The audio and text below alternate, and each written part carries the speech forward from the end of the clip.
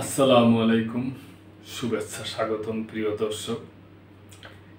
ইরানকে নিয়ে সংবাদ। ইরান আর কি মহাকাশে উপগ্রহ পাঠাচ্ছে, এর আগেও পাঠাইছে, তবে এবারও পাঠানো হচ্ছে। রাশিয়ার মাধ্যমে এটা পাঠাবে, ওই ব্যাপার নিয়ে বাংলাদেশ প্রতিদিন পত্রিকায় সংবাদ আসছে। প্রিয় দর্শক, ইরান মুসলিম রাষ্ট্র এবং এই পৃথিবীতে অনেকগুলো মুসলিম রাষ্ট্র আছে।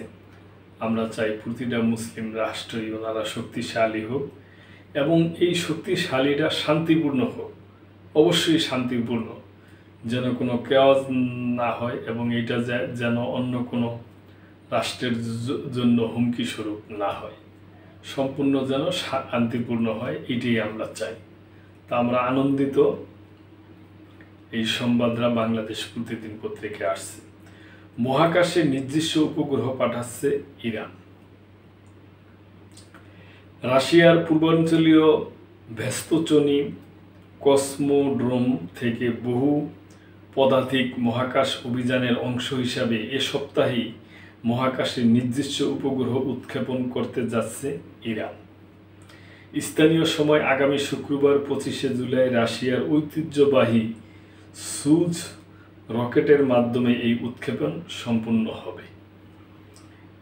ভেস্তোচনি কসমোড্রোমের লঞ্চ প্যাড 1S থেকে ইরানি সময় সকাল 9টা 54 রকেটটি উৎক্ষেপণের পরিকল্পনা রয়েছে।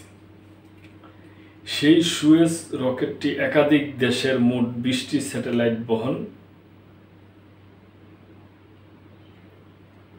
করবে, যার মধ্যে একটি ইরানের। এই উৎক্ষেপণ একটি মাল্টি স্যাটেলাইট মিশনের অংশ, যার মূল উদ্দেশ্য গবেষণা, বৈজ্ঞানিক বিশ্লেষণ ও বাণিজ্যিক কাজে উপগ্রহগুলোকে পৃথিবীর কক্ষপথে স্থাপন করা। মিশনের প্রধান দুটি স্যাটেলাইট হল ইউনোস্পেহার M-3 ও ইউনোস্পেহার M-4, যেগুলো পৃথিবীর আয়নমণ্ডল পর্যবেক্ষণে নিয়োজিত থাকবে।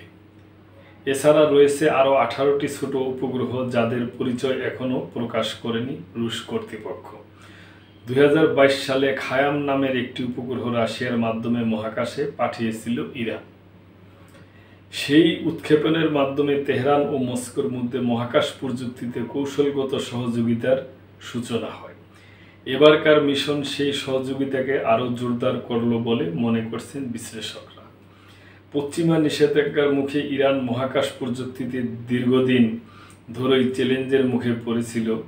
রাশিয়ার সহায়তায় স্যাটেলাইট উৎক্ষেপণের মাধ্যমে ইরান কেবল তথ্য উপাত্ত সংগ্রহের বিকল্প পথ তৈরি করছে না, বরং ভবিষ্যতে পর্যবেক্ষণ ও সামরিক সক্ষমতাও বাড়াতে পারবে বলে ধারণা করা হচ্ছে।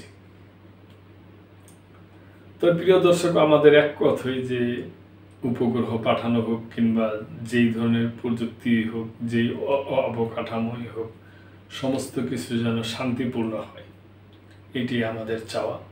প্রিয় দর্শক, আপনাদের কোনো কিছু বলার থাকলে অবশ্যই কমেন্ট করবেন এবং লাইক, শেয়ার, কমেন্ট করে সাবস্ক্রাইব করে চ্যানেলটির পাশেই থাকবেন। আল্লাহ হাফেজ।